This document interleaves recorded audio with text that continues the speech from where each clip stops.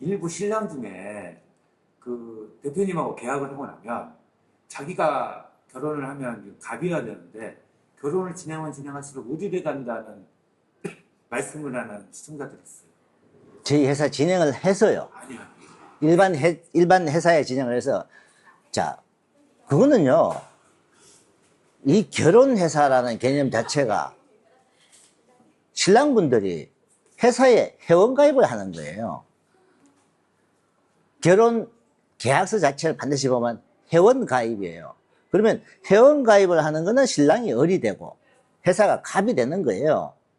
근데 저는 그게 중요한 게 아니라고 봐요. 뭐냐면은 본인이 갑이 되도록 신랑분들이 노력을 하면 돼.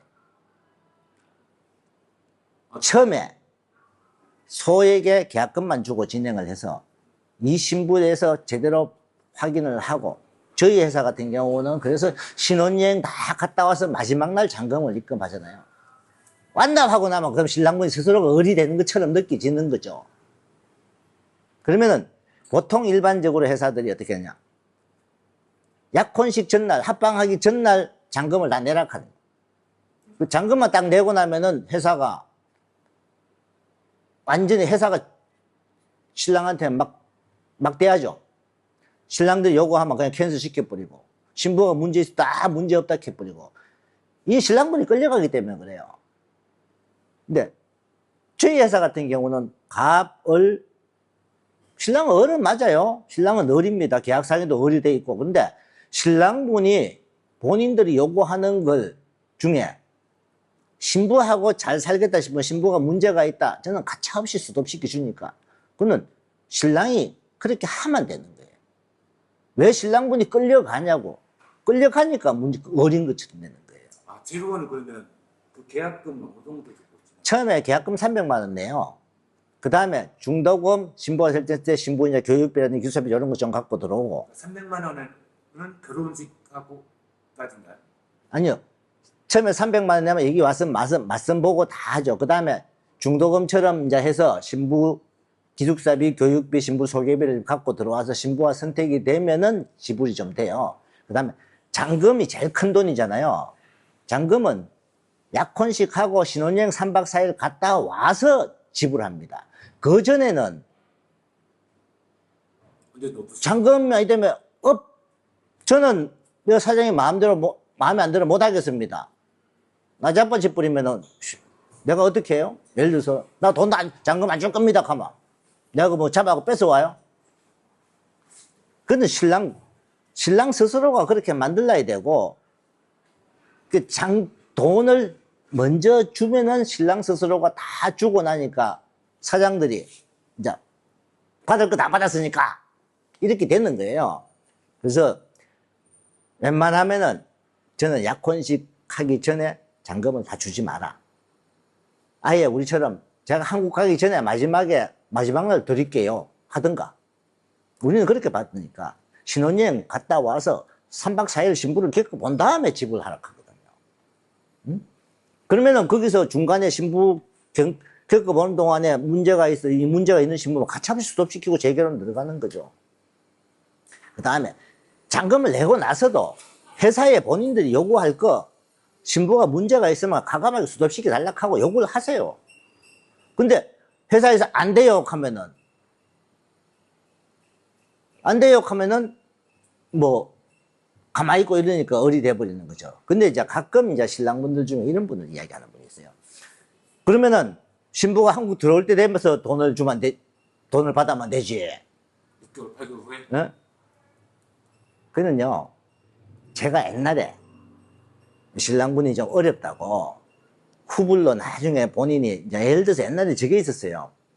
시골에서 농촌총각 장가 보내기 해갖고 신부가 들어와 살면은 얼마 안에 돈을 뭐 600만 원 지원해주고 이런 게 있어요. 그걸 받아만 줄게요. 저한테 안 줍디다.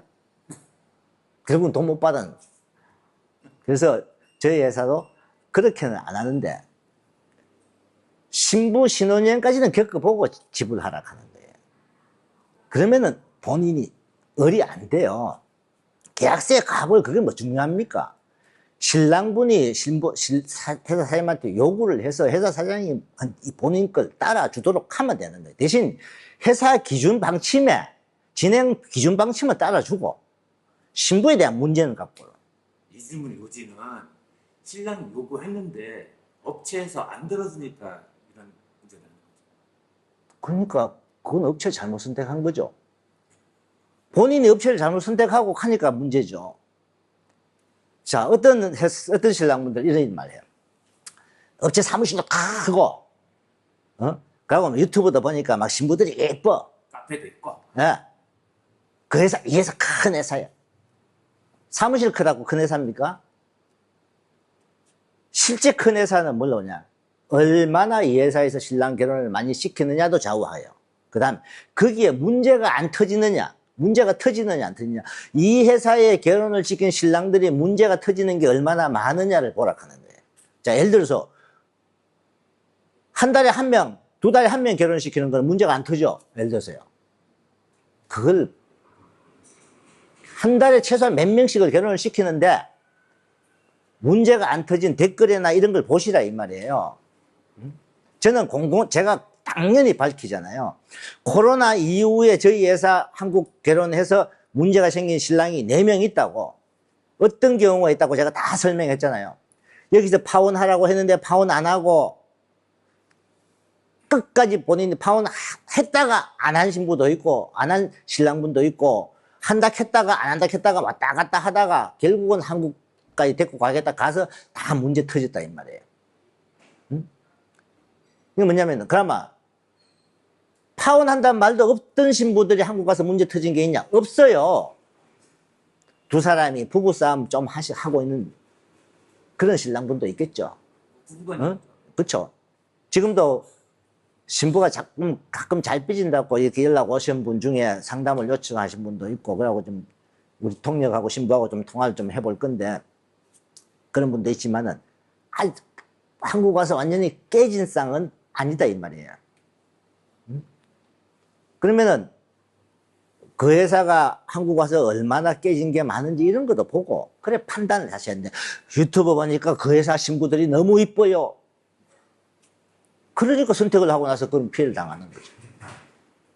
업체를 선택할 때 제가 항상 하지만은, 베트남의 현지에 누가 결혼시키냐부터 보라, 이 말이에요. 마담이 결혼시킨 업체는 하지 마시라 하는 거예요. 최소 에이전시가 한다. 최소 15년, 20년 된 에이전시가 진행한다 하면 믿고 해도 된다. 그거는 본인들이 그 업체를 선택을 잘못해놓고 그렇게 이야기하면 안 되는 거죠. 이 국제결혼은요, 업체 선택도 잘해야 돼요. 방송에 달콤한 말 많이 하고 그 회사가 좋은 회사? 모르겠어요. 저는 구독자분들이 판단해 보신.